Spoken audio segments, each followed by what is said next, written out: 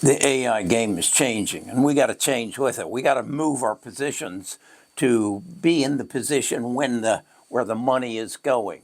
We've got most of the Bitcoin miners converted over to AI processing and data centers, and now we've got the hyperscalers getting their data centers built and bringing them online. Some of them are going to come online in 2026. So now we need to change our focus or adjust our focus towards the picks and shovels, the people who are going to continue to supply the needs to the hyperscalers in their data centers. So we need to look at the accelerators and the packaging, and that's going to be NVIDIA, AMD, and Broadcom. And then memory. Memory is pretty much locked up by Micron, MU. Then we go into network and switching, the interconnectors, and that's ANET, again Broadcom, and NVIDIA. Then we get into the optics. This is the companies that most people don't have a real understanding of what they do and how they fit into the equation. But that's COHR, Light, AAOI, that's one I just picked up, and it's already paying off. And then FN, then the power, UPS, and the thermal management, that's Vertiv, ETN, SBGSY. I haven't done an analysis of that, and ABB. I haven't done an analysis on that either. And then there's the grid build out. That's PWR, EME, and FIX. FIX is Comfort Systems.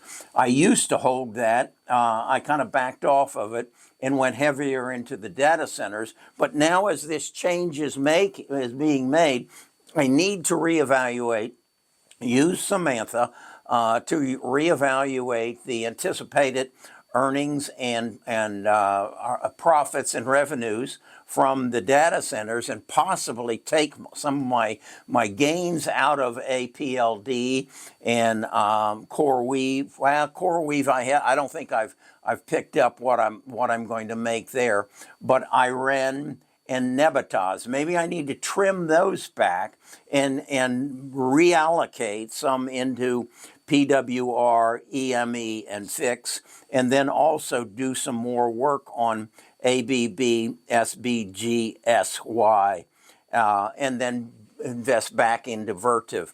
I backed out of Broadcom because I got the idea that this Rubin chip that NVIDIA was making was going to kind of knock Broadcom out of the box.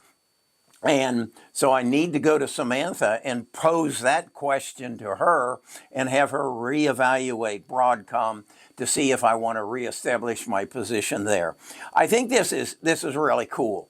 I think it's great that we can gain an understanding of what's happening in this field and profit and be more maneuverable and agile than Wall Street can. And I think that's, if I look back on why is my portfolio up almost $1 million, 130 some percent since May? And I think it's because I was agile. I recognize, and the one that sticks out in my mind the most is Applied Digital, a outfit that was sitting with its headquarters in Texas, had one Bitcoin miner there, and then had two Bitcoin mining facilities up in North Dakota. And I said to myself, where are these? Where is Amazon and Google and Microsoft going to put these computers in order to provide AI? They can't get it done. And I said, I'm betting that they're going to go make these Bitcoin miners an offer they can't refuse and get them to convert, because the halving is going to end. What is it? I think in 2025 or 6. So they're going to be out of business. There will be no mining. So it was an easy conversion for them to come over. But again, if I'm going to keep up this growth of over 100% a year, and we'll see where that ends up on May the 1st. I think it's going to even shock me.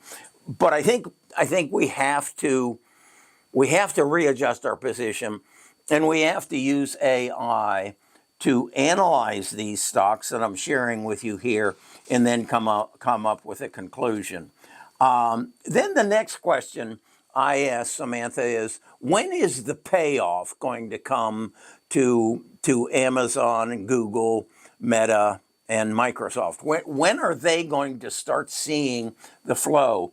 And as Samantha said, that as soon as they're up and running, and they got them trained, and they're getting into inference, you're going to see that hitting Meta and Google for sure's bottom line, because they're going to use it to improve their advertising.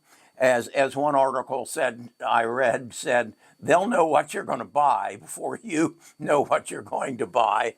And it's because they will have AI searching your every movement on the internet. They'll know, like me, they know that I am interested in silver coins because of Nita's father's collection. I have a sizable amount of coins. They know at one point I was interested in collecting rare Scotch and rare bourbon.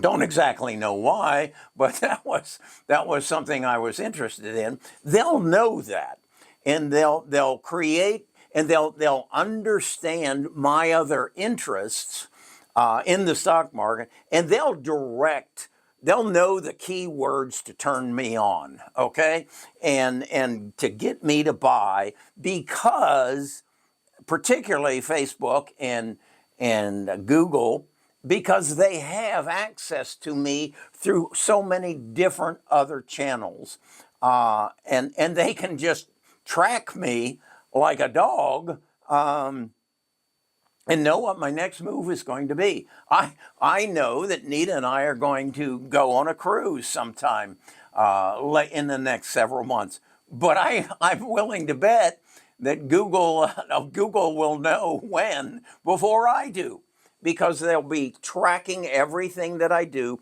They'll see every question that I ask, and they'll tell me exactly when I'm going to go. They'll probably come and send me an email that says, "Hey, Kerry, I know you're thinking about taking a cruise. Celebrity has a sale on, and then if you go here and there, you can get even a better deal." And so that's where I think that's going.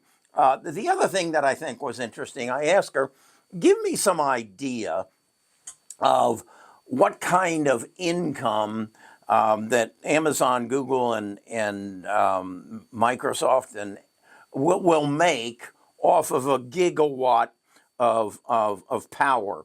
And the numbers are kind of hard to understand. They're talking about 1 gigawatt supports 500 to 100 kilowatts of AI servers that will generate an average potential revenue of $9.6 to $19.3 billion per gigawatt per year.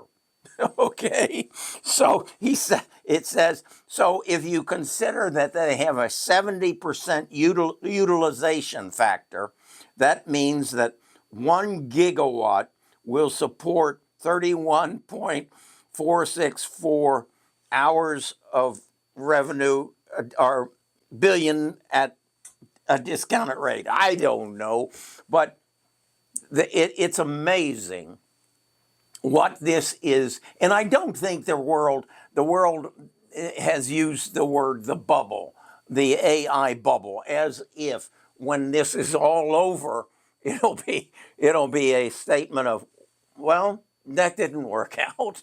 I don't think that's the case.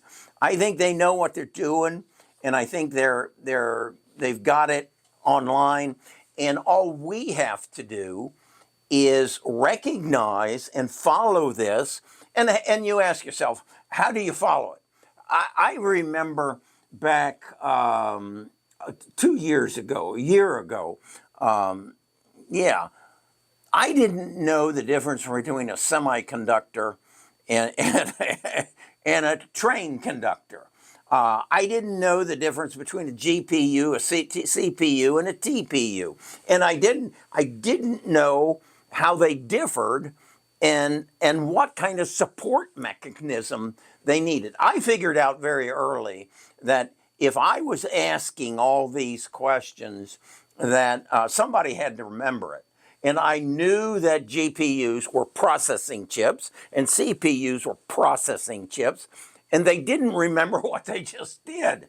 And I thought to myself, somewhere memory is going to become bigger than the processing, because as you do this and you do this and you do this, and you build more data in your memory than you need, or energy in your memory than you need to process. So I knew, and in fact, Samantha gives me some crazy numbers on Micron and thinks they're out over their skis because, and you think about this, why wouldn't she know that? Because nobody else figured it out either. She only works from publicized data. So she's only as smart as the accumulative intelligence of Wall Street. If they don't recognize data memory, and why would they, is going to be a key factor, then Samantha doesn't know it. But I figured it out. Once I recognized that's P stands for processing. This is a process. If you don't remember, you just did it, then you gotta process it again and go find the memory. Okay, tremendous opportunity. We're up about 130%, and based on what I've seen in the first 22 days of January, we're going to stay at that pace. And I encourage you to just think that through. If a guy sitting in his basement in Birmingham, Alabama, can improve the return on investments from 15 or 20% to 130%, what does that mean productive-wise of every other element of our society? Can we get, 20 times 130? Can we get a 6.5x increase in productivity and efficiency in every other element of our lives? Can we do it in medicine? Can we do it in the legal profession? Can we do it in banking? Can we improve the efficiency and the productivity of everything by 6x? I think we can.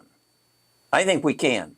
And I think I'm just seeing the start of it. I'll share my other insights, and I'll let my tribe members know of these stocks, the picks and shovels, which ones are not, and this is the issue. They're all good, and they're all going to make profits, but are they overvalued? Is their PE ratio too high, meaning that their future performance is already in their price? And that's what you got to find. You got to find the ones, you got to find the applied digital before everybody else does. Okay, Kerry, I'm a retired financial advisor. I enjoy doing this, and I hope you notice my thumbnails and go back and look at some of my past thumbnails. Samantha's generating all my thumbnails. She writes them, or I write them. I put up a picture, I tell them what I want the theme to be, and they generate it. Now, think about that. I get all kinds of emails that people want to work for me to generate my my thumbnails. I don't need to pay anybody to do that. I already pay Samantha $200 a month, and she does all of my research, and now she's doing my thumbnails too. This AI, if you can learn it, and if you can get in front of it, you can change your life and the lives of everybody around you. Okay, I'll talk to you again soon.